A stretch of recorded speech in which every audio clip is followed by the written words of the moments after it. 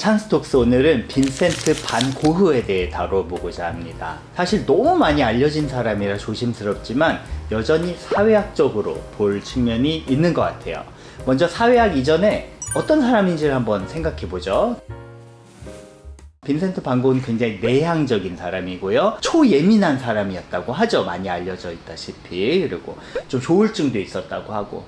근데 작품들을 보면 뭔가 감각적입니다. 내 일상에서 느껴지는 것들을 포착해서 감정이 요동치는 느낌도 나고. 그래서 Starry Night 이런 작품 있잖아요. 저도 제일 좋아하고 많이들 좋아하는 그런 작품들 보면 막 요동치고 있죠. 정신병원 안에서 그냥 바깥 풍경을 그렸다고 하는데 굉장히 아름다운 작품이고, 또 굉장히 감정적이죠. 감정이 시각화된 느낌을 받잖아요. 거친 붓질 속에서 유화 작품 같은 걸 보면 감정적인 게 드러나고. 저는 이제 사람을 평가할 때 어려운 사람들, 우리 일반 사람들에 대한 어떤 샘퍼시, 동감이 있냐를 좀 크게 보는데, 고흐는 사실 굉장히 그런 샘퍼시가 있는 사람이었습니다. 아버지가 목사님이었고, 개척교회 목사인 아버지를 따라서 이제 27 전까지는 사실 여러 직업을 전전했는데, 선교사로 활동할 때 어려운 사람들한테 자기 재산을 다 나눠주고 할 정도로 굉장히 공감을 많이 하던 사람이었고, 그게 나중에 작품에서도 드러나죠. 또 계획보다는 뭔가 순간적인 영감이 막 드러나는 사람이고요. 작품들 보면 해바라기 이런 것도 자기 친구 고갱이 온데 꾸며주려고 해바라기 작품을 막 그려내잖아요. 주변 인물들, 풍경들에 대한 애정을 바탕으로 그림을 그리는. 그래서 추정컨대 확실하진 않지만 ISFP 정도의 그런 예술가적 기질이 있는 사람 같아요. 이 사람이 사실 뭐 미술 교육을 막 받은 것도 아니고 한 10년 남짓의 화가로서의 커리어를 진행해 나갑니다. 화가가 된 게 27살이에요. 되게 늦게 됐잖아요. 그래서 화가로서의 삶을 세 시기로 나눌 수 있어요. 처음에 27에 화가가 되어서 그려냈던 것들. 그 다음에 동생 테오가 미술상이었어요.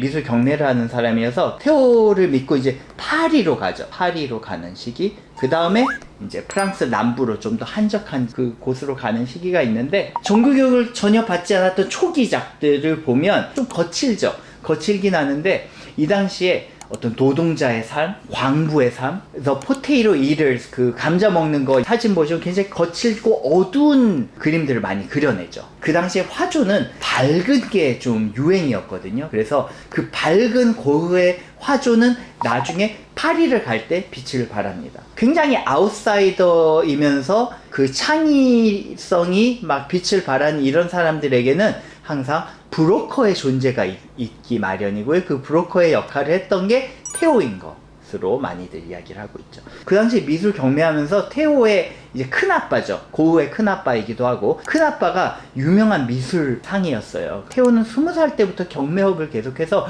돈이 되게 많아요. 중산층이었거든요. 그래서 이렇게 자기 친형인 고흐를 서포트를 해줄 수 있었던 것이고요. 세 번째 이제 프랑스 남부 시골로 가죠. 거기서 이제 풍경도 많이 그리고, 나중에도 포도밭 노동자들 그림도 막 그리고요. 그 정신병원에서도 계속 그림을 그리면서 후기작으로 갈수록 하루에 한 편씩 그릴 정도로 엄청난 생산성을 보이다가 37살에 안타깝게 생을 마감하게 되죠.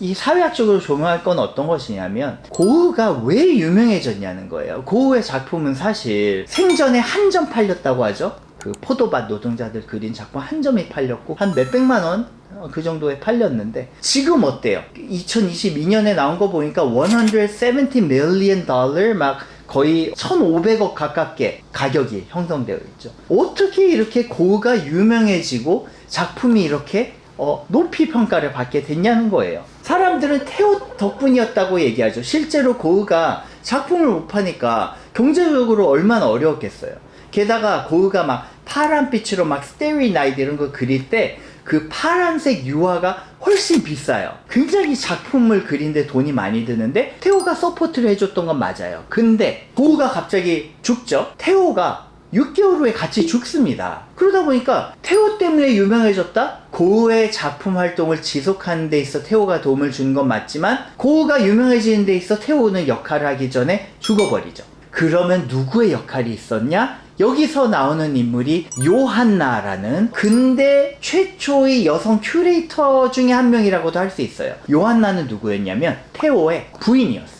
근데 이 당시에는 거의 정략 결혼이 많았는데 테오와 요한나는 흔치 않게 이 당시에 연애 결혼을 했고요. 사실 지적 동반자 같은 관계였어요. 미술에 대해 얘기하고 사회 역사에 대해 같이 얘기를 하다가 연애 한 2년 하다가 결혼을 했는데 결혼하고 얼마 안 있다가 죽어버린 거예요. 테오가. 이때 요한나가 재혼을 할 수도 있었을 텐데 요한나는 원래 자기의 커리어를 좀 일구고 싶은 욕심이 있던 사람이었거든요. 그리고 이때 아이가 1살이었어요. 그러니까 자기가 계속 돈을 벌어야겠다는 마음도 있고 또 다른 한편으로는 테오가 자기의 커리어의 중요한 부분을 고우를 서포트하는데 바쳤는데 테오가 갑자기 죽어버렸는데 이게 테오의 인생의 의미가 없어지는 거 아닌가? 그렇게 되면 안 되겠는데 하면서 고우의 예술 세계를 다시 조명하는 역할을 했던 게 요한나였던 거예요. 그래서 요한나가 어떤 역할을 했냐면 고우 작품이 많이 창고에 있네? 다 팔아버릴 수가 있을 거 아니에요. 고우 작품을 절대 바로 팔지도 않았고요. 먼저 고우랑 테오랑 주고받은 편지들을 조금씩 내고 고우라는 인물이 얼마나 예술의 진심이었나에 대한 이야기를 계속하면서 고우라는 인물이 미술사계의 조명을 받도록 만들고 그러면서 작품을 하나하나씩 천천히 냅니다.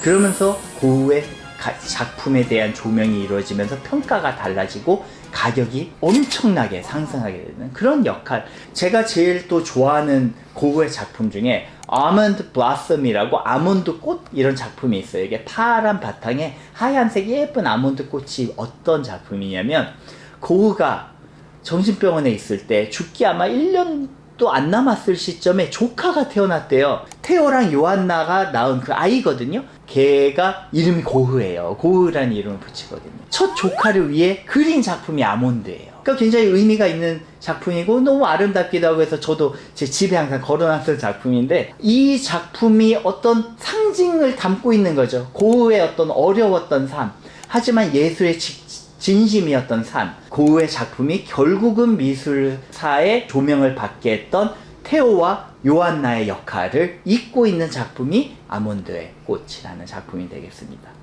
여기서 사회학적으로 한 번 더 조명해 볼 만한 것이 뭐냐면 예술품의 가격이라는 거예요. 경제학에서 뭐라 그래요? 수요 공급 곡선에 따라서 가격이 결정되고 수렴되는 경향이 있다. 예술품은 근데 어때? 고흐라는 화가가 계속 예술 작품을 프로덕티브하게 만들어내다가 갑자기 돌아가셨어. 작품이 끊기죠. 공급이 끊겼어. 그런데 수요라는 측면에서 고흐라는 인물의 작품에 수요를 만들어내고 재생산하는 게 누구야? 미술계에 있는 전문가 집단, 큐레이터들, 그리고 박물관, 미술관 이런 사람들의 역할이 수요를 만들어낸 역할을 한다는 거예요. 고흐 생전에는 작품이 하나 팔렸다고 하는데 그렇게 인기도 없고 듣보잡의 작품이었던 거죠. 듣보의 작품이니까 그렇게 가격이 낮았던 거지. 근데 어느새 고흐가 죽은 후에 이 작품이 조명이 되면서 고흐의 작품을 원하는 사람의 수요가 엄청나게 많아지고 그러면서 가격이 다르게 형성될 수 있었다. 그래서 이 예술품의 작품도 그렇고 사실은 다이아몬드나 이렇게 사치품도 그렇고 가격이라는 게 그렇게 경제학적으로 만들어질까? 사실은 사회학적으로 구성되는 측면이 굉장히 많다라는 걸 여기서 다시 한번 느껴볼 수 있을 것입니다.